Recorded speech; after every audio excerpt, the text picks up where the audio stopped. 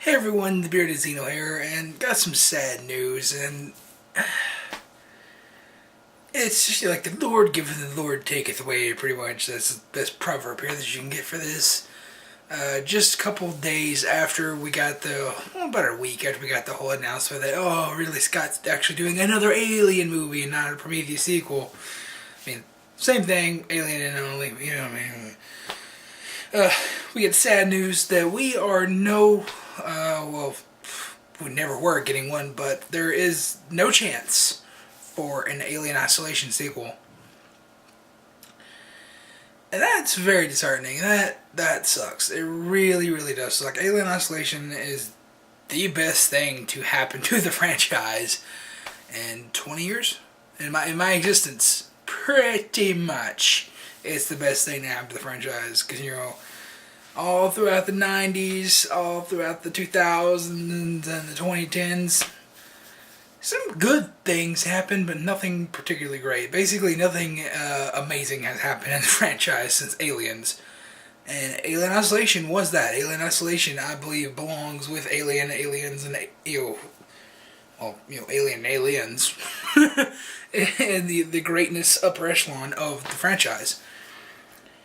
And the reason we're not getting a sequel, it's like most people say, immediately they think, it's rights issues, like, Sega's not getting the rights back, or something. Like, no, it's because the game didn't sell well enough to meet their standards, and most people look at the raw numbers and say, it sold 2.1 million copies. That's a lot. That's enough for a sequel.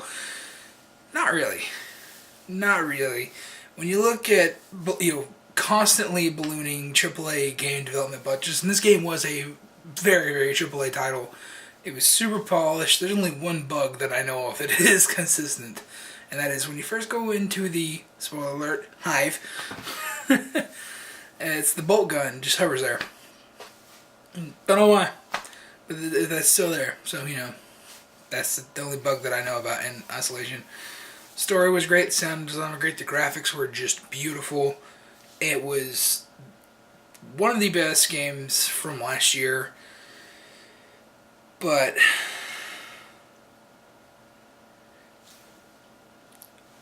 when you get down to it, the very foundation of what Alien is, actually, this is the strange thing. Alien Isolation was the truest Alien experience that we've ever had in the video game format ever, and it's the most true to form Alien experience or anything Alien related that we've had in the entertainment aspect since Aliens, right? It's like, you look at this, like, you can't deny that this is an Alien product. Pretty much it's universally loved, right? Just like Alien and Aliens. And you got those weird people who hate the first movie and those weird people who hate the second movie. I don't know who those people are out there who hate the second movie. You're crazy. But pretty much Isolation is universally loved, just like the first and second film. Where was I going with that? Anyways. But when you get down to it, right, this franchise just simply isn't that popular. It's just not that popular. And they sunk a lot of money into this AAA game. A lot of money to get it to these AAA standards.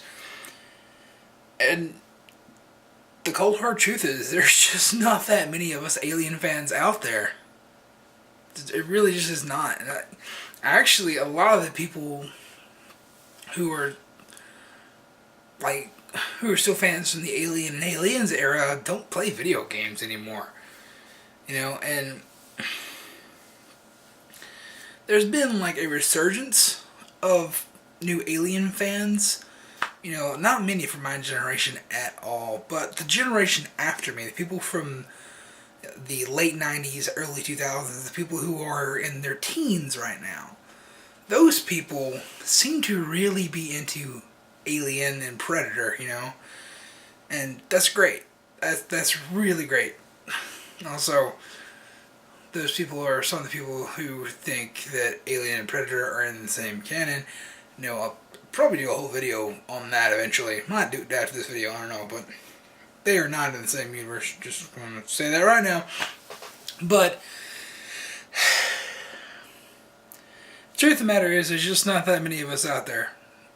And this franchise has never been that popular. When you look at all the budgets that Fox has thrown into the films, it's never been that astronomically high. The highest budget that any of them have had is $70 million, and that was Alien Resurrection. I was going to say AVPR, but they're both crap, so whatever. And strangely enough, the second, that's the third highest. The second highest is Alien 3 at $63 million. And below that was AVPR at $60 million. But AVPR was 40. AVP was 60. There we go. But this franchise really has just, been ran by low budget ethics. Where you have these people who come in and they know how to use their money wisely and make things look amazing. Make things look triple A when really they're just made out of cardboard. And that's something that really Scott did so well with the first Alien, and something that James Cameron did even more so better in Aliens. Aliens looks like $100 million movie. If they were to make Aliens today, Fox would spend like $150 million on it just to get it to the standard they got it now. And they spent $18.5 million on that back in the day. That's just, the price of the dollar, decreasing, I should say, and ballooning budgets of both film and video games. AAA video game budgets are just getting more expensive, and you see more studios shutting down because game development is getting more expensive in general. And the sad thing is, we live in an era right now where games are so expensive to make, where one sells 2.1 million copies is considered a failure. And that's just sad. And that is something that's wrong with the video game industry in general. We need to get the cost of video games down. We need to streamline the process. We got to get these ballooning budgets down. This is not healthy for the industry, I'll tell you that right now. But for a game to sell that many units and be considered a failure is just terrible. But the whole point I say is that Alien Isolation was the unicorn of this franchise. It was AAA quality, it was a video game, it was damn near perfect. And we're never going to see it again. We're never going to see a game like that ever again. This was the unicorn. This was the rainbow. The pot of gold under the rainbow. We found it. So we as Alien fans should feel blessed that we got to experience this. That this actually came out. Because I don't think we're going to see it again. Because this franchise really has just been so budget focused.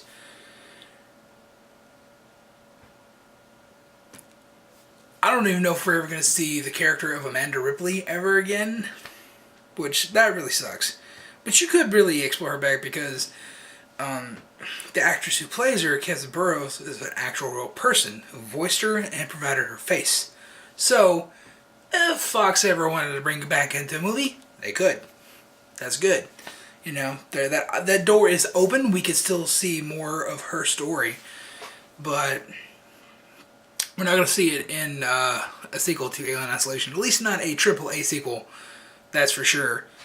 If we do get another Alien video game anytime soon, which I don't doubt that we will get one, it's just not going to be AAA quality. It's not going to be a $60 experience, It's going to be a $15 to $30 downloadable only title. And it's going to be bare bones. Which it's kind of what I want, honestly.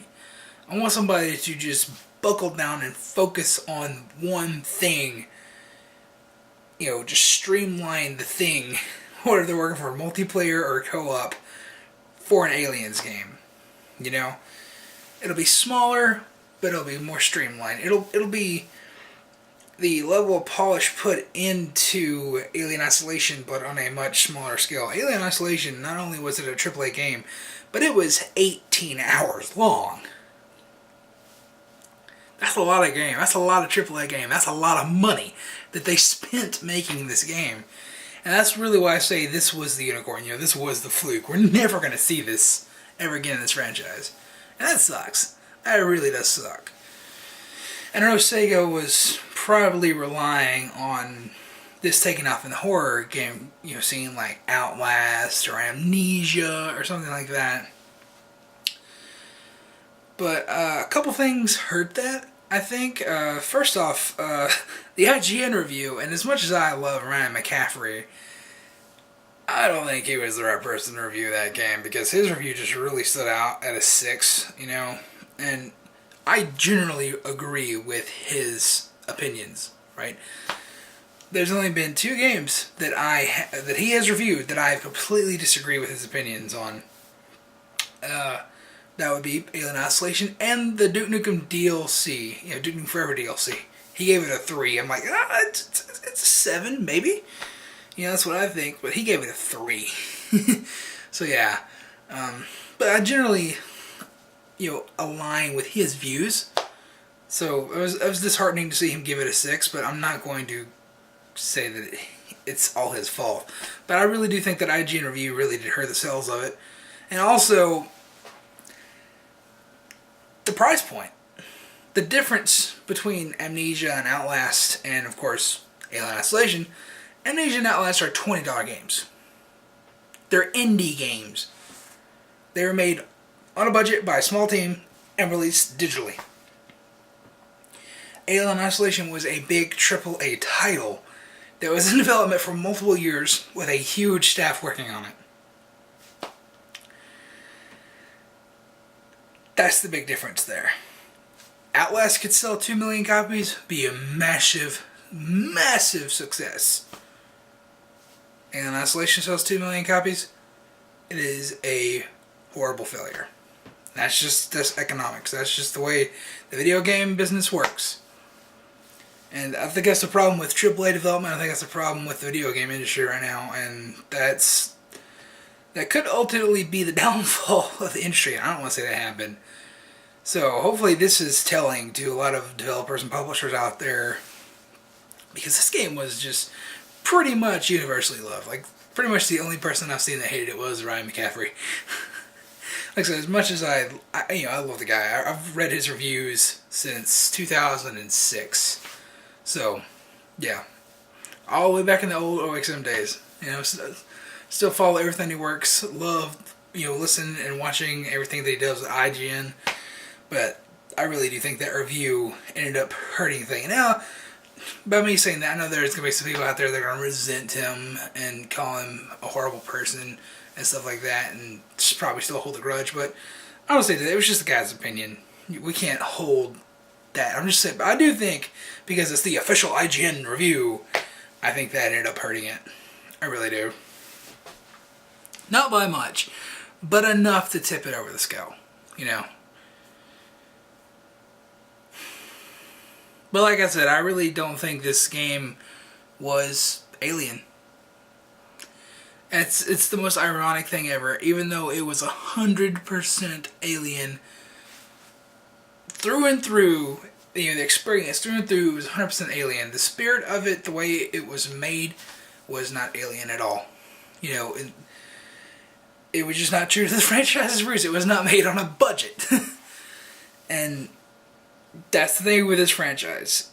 The thing is, it's just not that popular. There's just not that many of us out there. It's like giving somebody $1 billion and say, hey, go make the perfect Nightmare on Elm Street movie. They'll go out there, they'll make the movie, it will be perfect, all the fans will love it, but you'll never get a sequel to it because it just was never going to make its money back. And that's the situation that we had here with Alien Isolation. And that sucks. That really sucks. I know that was a very, very exaggerated example with $1 billion, but that's what I'm saying. It's just an exorbitant amount of money that you know you're never going to make your money back on this thing. But you do it, you make the vision that you have, you make it perfect. And that's what they did with Alien Isolation. And it just sucks we're never going to get that experience again. But that's why I say we should treasure it. Because not that many people get to experience that and the things they love. They either just continually get great stuff, or they get awesome stuff and a lot of subpar stuff. And we got the unicorn. We got perfection. Not many people can say that they have perfection in their favorite franchise. So that's good. You know, that's good. But it really does suck that we're not going to get a sequel to it. But oh well. Hopefully this video helped you cope with the loss of Alien Isolation 2. And hopefully it helped you understand a little bit, you know, at least why I think we're not getting one. And, you know, actual reasons and some background, stuff like that. Just my thoughts. Anyways, I've been the Bearded Seal over at Clicking Fiends Entertainment. If you have any questions or concerns, leave in the comments down below. And I'll see you in the next video.